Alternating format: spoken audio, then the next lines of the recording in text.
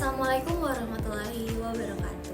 Perkenalkan, nama saya Nanda Mutia dengan NIM 2110153200006 dari Program Studi Farmasi Fakultas Matematika dan Ilmu Pengetahuan Alam Universitas Lampung Mangkurat. Di sini saya akan menjelaskan mengenai organ-organ utama dalam sistem kardiovaskular, berperan penting dalam mengatur darah, distribusi oksigen, dan pengelolaan zat sisa dari metabolisme tubuh. Berikut adalah penjelasan spesifik dan rinci tentang organ-organ yang termasuk dalam sistem kardiovaskular. Yang pertama itu ada jantung. Jantung adalah organ berotot berukuran sekitar kepalan tangan, terletak di tengah rongga dada sedikit ke kiri. Tugas utamanya adalah memompa darah ke seluruh tubuh. Jantung terdiri dari beberapa bagian. Pertama, ada atrium kanan. Bagian ini menerima darah yang kekurangan oksigen dari seluruh tubuh melalui dua pena besar, yaitu pena cava superior dari bagian atas tubuh dan pena cava inferior dari bagian bawah tubuh. Darah kemudian dialirkan ke vertikal kanan. Selanjutnya, vertikal kanan berfungsi untuk memompa darah yang kekurangan oksigen ke paru-paru melalui arteri pulmonalis. Di paru-paru, darah akan mengambil oksigen dan mengeluarkan karbon dioksida. Selanjutnya ada atrium kiri. Setelah darah dari paru-paru membawa oksigen, atrium kiri menerima melalui vena pulmonalis. Dari sini darah dialirkan ke ventrikal kiri. Ventrikal kiri memiliki dinding otot yang paling tebal karena bertanggung jawab memompa darah yang kaya oksigen ke seluruh tubuh melalui aorta. Aorta merupakan arteri terbesar dalam tubuh. Selanjutnya ada katup jantung. Jantung memiliki 4 katup yang memastikan aliran darah hanya berjalan satu arah. Pertama, katup trikuspid terletak antara atrium kanan dan ventrikal kanan. Kedua, ada katup pulmonalis terletak antara vertikal kanan dan arteri pulmonalis. Ketiga, katup mitral atau bikuspid terletak antara atrium kiri dan ventrikal kiri. Kemudian keempat, ada katup aorta terletak antara vertikal kiri dan aorta. Selanjutnya itu ada perikardium. Jantung dilindungi oleh lapisan dua membran yang disebut perikardium. Cairan antara dua lapisan ini membantu mengurangi gesekan ketika jantung berdetak. Selanjutnya kita akan membahas mengenai pembuluh darah. Pembuluh darah bertindak sebagai jalur transportasi bagi darah ke seluruh tubuh. Ada 3 jenis utama pembuluh darah dalam sistem kardiovaskular. Pertama, ada arteri. Arteri adalah pembuluh darah yang membawa darah dari jantung ke seluruh tubuh. Arteri memiliki dinding tebal dan elastis untuk menahan tekanan tinggi dari darah yang dipompa oleh ventrikal kiri. Aorta adalah arteri terbesar dan bercabang menjadi arteri yang lebih kecil seperti arteri koroner berfungsi untuk memasok darah ke jantung. Kemudian ada arteri karotis itu untuk ke otak dan arteri femoralis itu untuk ke kaki. Kemudian ada anterior. Anterior adalah cabang kecil dari arteri yang mengontrol aliran darah ke kapiler melalui vasodiliatis atau pelebaran dan vasokantristik yaitu penyempitan. Selanjutnya ada kapiler adalah pembuluh darah terkecil yang menghubungkan anterior dan venular. Disinilah terjadi pertukaran oksigen, nutrisi, dan zat sisa antara darah dan jaringan tubuh. Kemudian ada pena. Pena adalah pembuluh mengalirkan darah ke oksigen, kemudian ke jantung. Dinding pena lebih tipis dibandingkan arteri karena tekanan darah di dalam lebih rendah. Pena cava superior dan pena cava inferior adalah pena terbesar yang mengalirkan darah ke atrium kanan. Pena pulmonalis mengembalikan darah kaya akan oksigen dari paru-paru ke atrium kiri. Pena juga memiliki katup untuk mencegah darah mengalir mundur, terutama pada kaki yang harus melawan gravitasi. Selanjutnya, paru-paru. Meskipun paru-paru secara langsung merupakan bagian dari sistem pernapasan, mereka juga memainkan peran penting dalam sistem kardiovaskular, terutama dalam sirkulasi pulmonal. Di paru-paru, darah yang dipompa dari ventrikal kanan melalui arteri pulmonalis akan melepaskan karbon dioksida dan mengembalikan oksigen. Darah beroksigen kemudian kembali ke atrium kiri melalui vena pulmonalis. Sirkulasi pulmonal. Ini adalah sirkulasi darah yang terjadi antara jantung dan paru-paru. Setelah darah dipompa ke paru-paru dan ventrikal kanan, pertukaran gas berlangsung di alveoli paru-paru. Oksigen yang didapatkan dari paru-paru diangkut kembali ke jantung melalui vena pulmonalis dan kemudian dipompa ke seluruh tubuh. Selanjutnya itu ada aorta. Aorta adalah arteri terbesar di tubuh yang keluar dari ventrikal kiri dan mendistribusikan darah beroksigen ke seluruh tubuh melalui cabang-cabang arteri yang lebih kecil. Aorta memiliki beberapa bagian utama. Pertama ada aorta ascendens, bagian awal aorta yang muncul dari ventrikal kiri. Kemudian kedua ada aorta arcus, lengkungan aorta yang bercabang ke arteri yang menyuplai darah ke kepala, leher, dan lengan. Kemudian ketiga ada aorta descendens, bagian aorta yang mengarah ke bawah menuju perut dan cabangnya menyuplai darah ke organ perut, panggul, dan kaki. Selanjutnya ada pembuluh koroner. Pembuluh koroner adalah jaringan pembuluh darah khusus yang menyuplai darah kaya akan oksigen ke otot jantung itu sendiri. Ada dua arteri koroner utama yang bercabang dari aorta.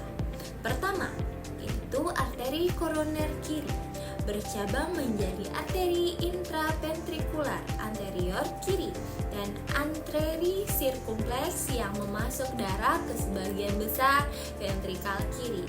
Kemudian ada arteri koroner kanan, memasuk darah ke ventrikal kanan dan sebagian dari ventrikal kiri. Kerusakan atau penyumbatan pada pembuluh koroner dapat menyebabkan penyakit jantung koroner yang berujung pada angina atau nyeri dada dan atau disebut dengan serangan jantung. Kemudian kita akan membahas yaitu sistem konduksi jantung.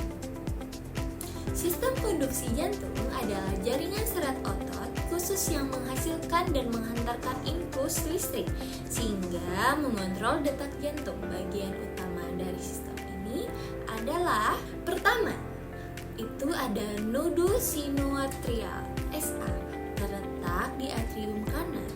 Nodus SA adalah pancamakar alami jantung yang memulai setiap berdenyut jantung dengan menghasilkan impuls listrik. Kemudian ada nodus atrioventrikular atau AF terletak di antara atrium dan ventrikal. Nodus atrioventrikular memperlambat sinyal dari nodus sinoatrial sebelum meneruskan ke ventrikal. Kemudian ada berkas His dan serat Purkinje. Sinyal dari nodus atrioventrikular, berkas His dan serat Purkinje untuk memicu kontraksi ventrikal yang menyebabkan darah dipompa keluar dari jantung. Selanjutnya kita akan membahas yaitu perikardium. Perikardium adalah selaput pelindung yang mengelilingi jantung. Terdiri dari dua lapisan.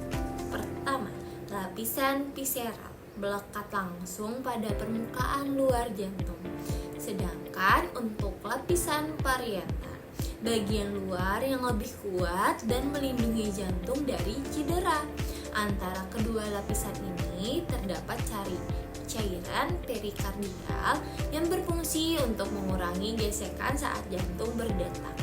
Sistem kardiovaskular sangat penting untuk menjaga kelangsungan hidup sistem organisme dengan mendistribusikan oksigen, nutrisi, dan hormon, serta mengangkut produksi sisa metabolisme.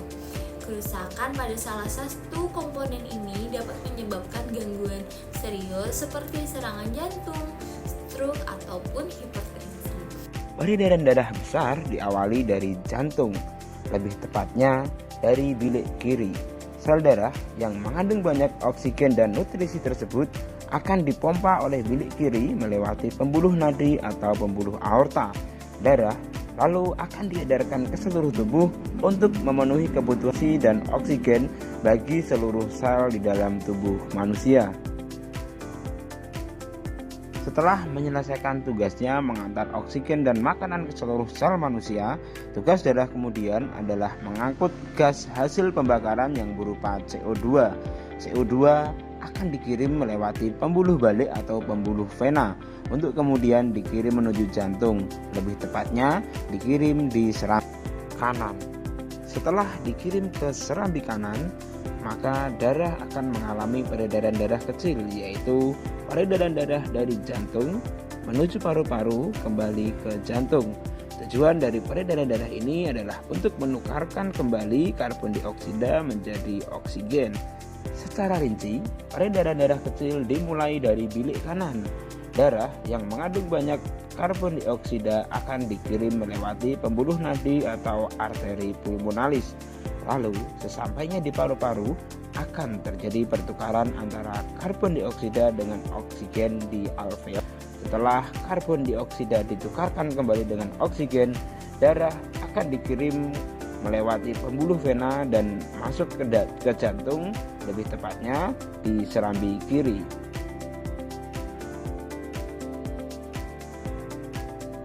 Selanjutnya kita akan membahas untuk sistem respirasi. Sistem respirasi adalah sistem dalam tubuh yang berfungsi untuk pertukaran gas, yaitu mengambil oksigen dari udara dan mengeluarkan karbon dioksida dari tubuh. Sistem ini sangat penting untuk menyediakan oksigen yang diperlukan oleh sel-sel tubuh untuk metabolisme, serta membuang produk sisa berupa karbon dioksida. Berikut adalah penjelasan secara rinci mengenai sistem respirasi. Komponen utama sistem respirasi. Sistem respirasi terdiri dari beberapa organ utama yang bekerja secara bersama-sama untuk memastikan udara yang masuk ke dalam tubuh dapat digunakan secara efektif. Organ-organ tersebut meliputi hidung dan rongga hidung. Fungsi utama dari hidung adalah pintu masuk utama bagi udara ke dalam tubuh. Udara yang dihirup melalui hidung terlebih dahulu disaring, dilembabkan, dan dihangatkan sebelum masuk ke paru-paru. Sedangkan untuk rongga hidung itu dilapisi dengan rambut halus atau silia dan mukosa yang membantu menyaring partikel debu dan mikroorganisme dari udara yang masuk. Selain itu, mukosa juga melembabkan udara agar tidak terlalu kering saat mencapai paru-paru. Kemudian ada paring atau tenggorokan. Paring utama adalah saluran yang terletak di belakang rongga hidung dan mulut, menghubungkan hidung dengan laring atau pita suara dan kerongkongan.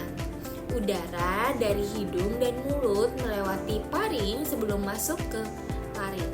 Penyatuan udara dan makanan, paring berfungsi sebagai persimpangan antara saluran pernapasan dan pencernaan. Kemudian ada laring atau kotak suara. Fungsi utamanya yaitu laring terletak di bagian atas trakea dan mengandung pita suara. Laring berperan dalam melindungi saluran udara bagian bawah dari benda asing serta dalam produksi suara. Kemudian ada epiglotis. Laring juga memiliki epiglotis, yaitu struktur berupa penutup yang akan menutup saluran udara ketika menelan makanan atau minuman, sehingga mencegah benda asing masuk ke dalam trakea. Selanjutnya itu ada trakea, batang tenggorokan. Fungsi utamanya, trakea adalah saluran yang menghubungkan laring dengan bronkus. Trakea terdiri dari cincin tulang rawan yang menjaga agar saluran tetap terbuka dan fleksibel. Bagian dalam trakea dilapisi dengan selaput lendir dan silia untuk menyaring udara dari partikel debu dan kotoran.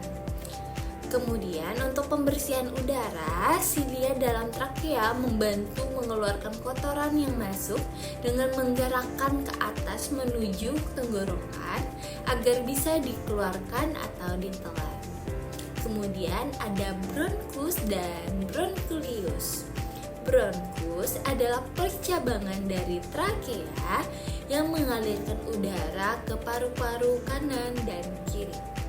Bronkus juga memiliki struktur tulang rawan untuk menjaga saluran tetap terbuka. Sedangkan bronkiolus, bronkus bercabang menjadi saluran udara yang lebih kecil, disebut dengan bronkiolus. Bronkiolus tidak memiliki tulang rawan, tetapi dikelilingi oleh otot halus yang dapat mengontrol aliran udara dengan cara melebarkan atau menyempitkan. Kemudian ada paru-paru. Paru-paru adalah organ utama sistem pernapasan yang terletak di rongga dada di bagian paru-paru. Paru-paru adalah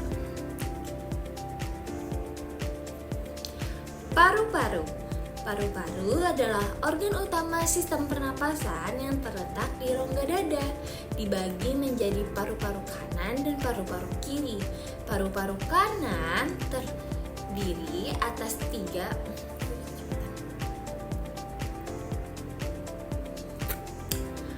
paru-paru. Paru-paru adalah organ utama sistem pernapasan yang terletak di rongga dada, dibagi menjadi paru-paru kanan dan paru-paru kiri.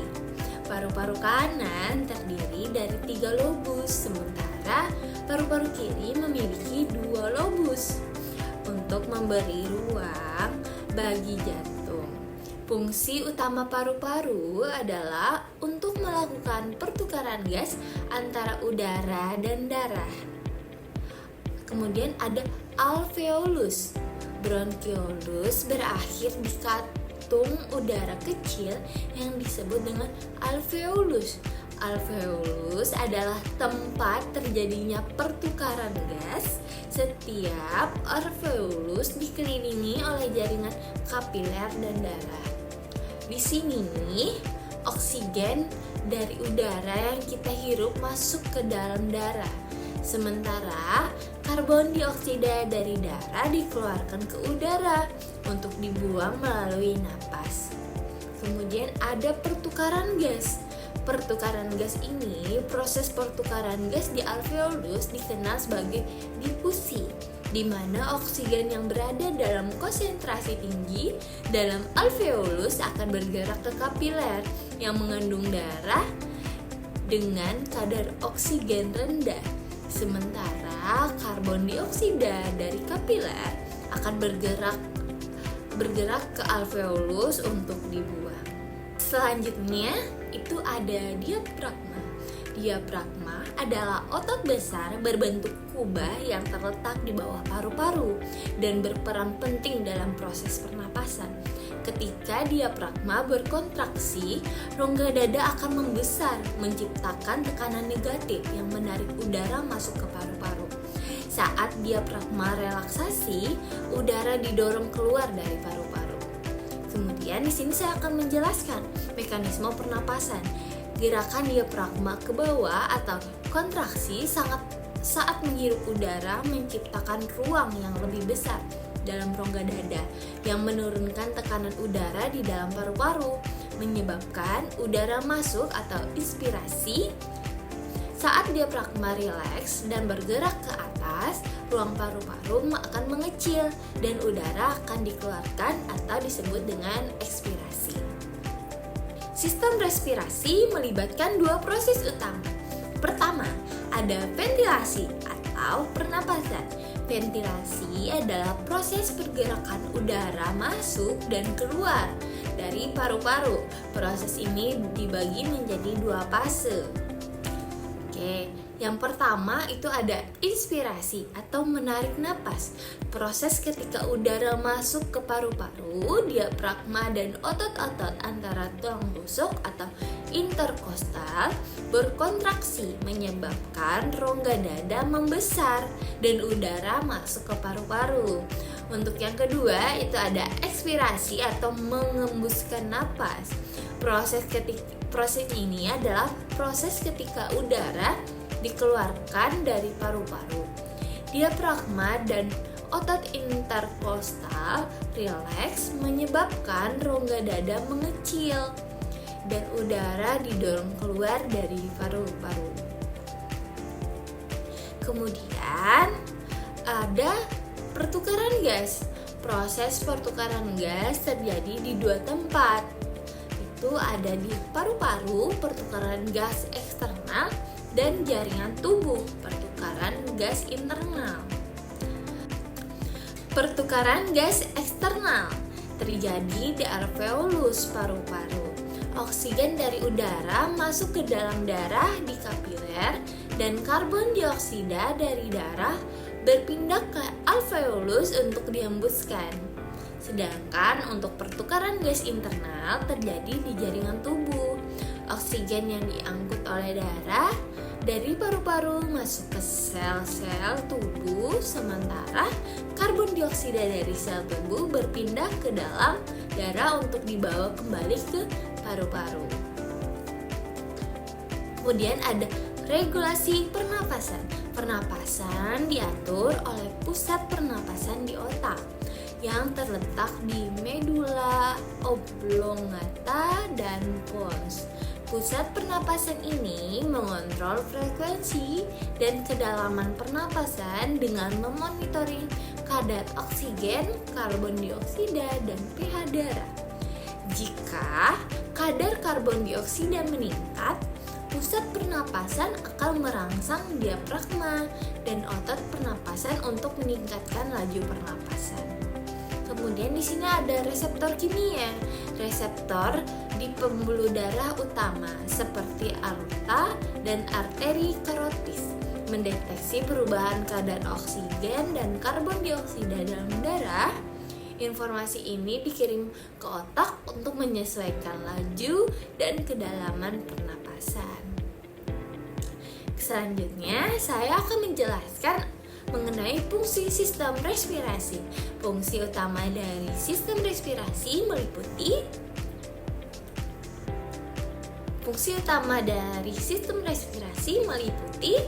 pertama, ada pertukaran gas.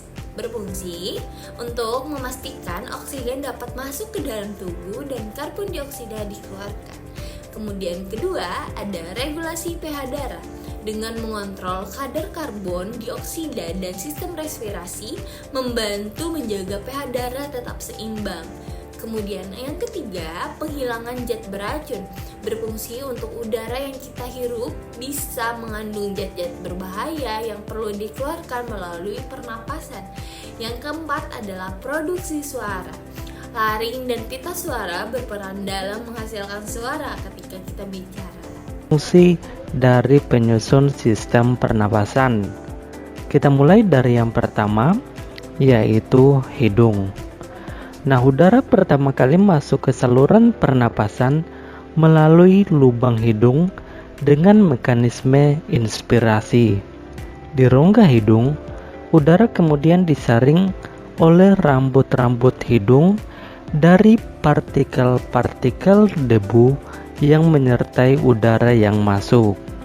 Nah, selain itu, udara juga akan dihangatkan dan akan dilembabkan agar sesuai dengan suhu tubuh. Dari rongga hidung, udara selanjutnya mengarah ke faring, yaitu persilangan tempat jalur udara dan makanan bertemu. Jadi, pada faring ini adalah tempat dilaluinya udara pernapasan dan makanan yang berasal dari mulut. Setelah melalui faring, udara akan memasuki laring. Di belakang lidah dan di depan laring terdapat epiglotis yang berfungsi mengatur masuknya udara dan makanan ke salurannya masing-masing. Ketika makanan ditelan, laring bergerak ke atas dan mendorong epiglotis sehingga menutupi glotis. Glotis ini adalah bukaan trakea atau tenggorokan.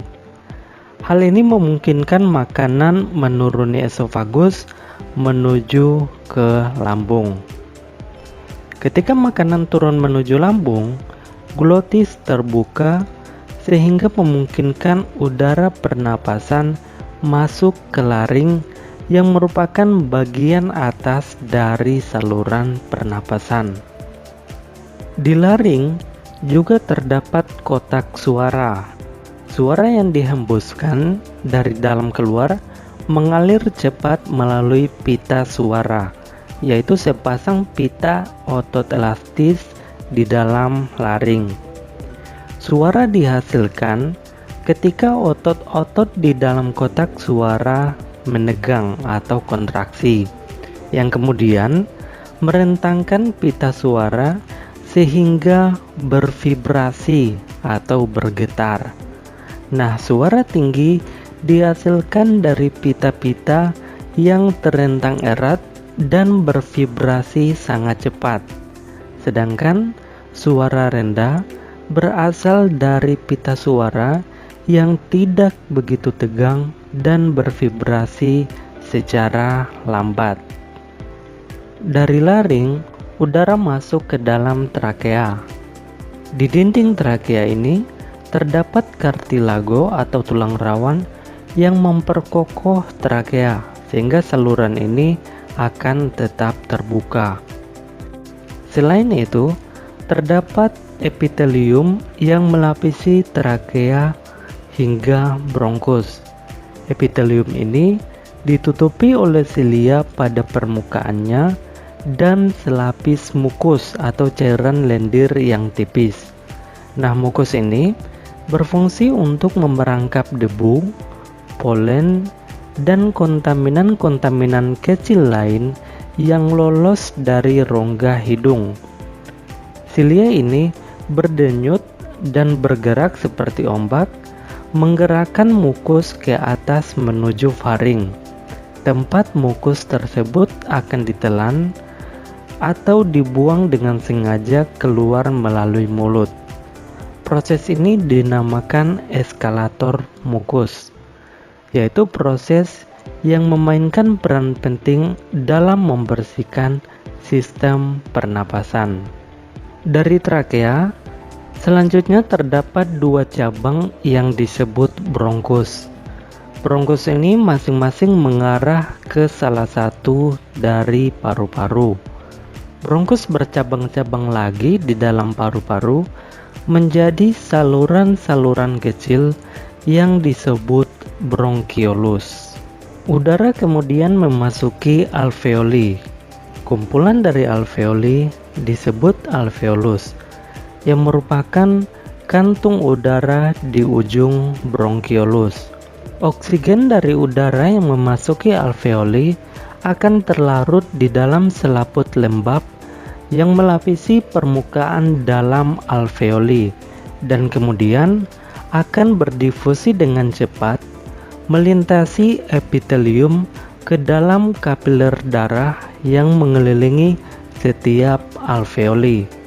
Sedangkan dalam arah yang berlawanan, karbon dioksida berdifusi dari kapiler darah melintasi epitelium alveoli dan menuju ke rongga udara untuk dikeluarkan keluar tubuh melalui mekanisme ekspirasi. Baik, mungkin itu saja yang bisa saya sampaikan. Salah hilap mohon dimaafkan. Sekian dari saya. Wassalamualaikum warahmatullahi wabarakatuh. Terima kasih.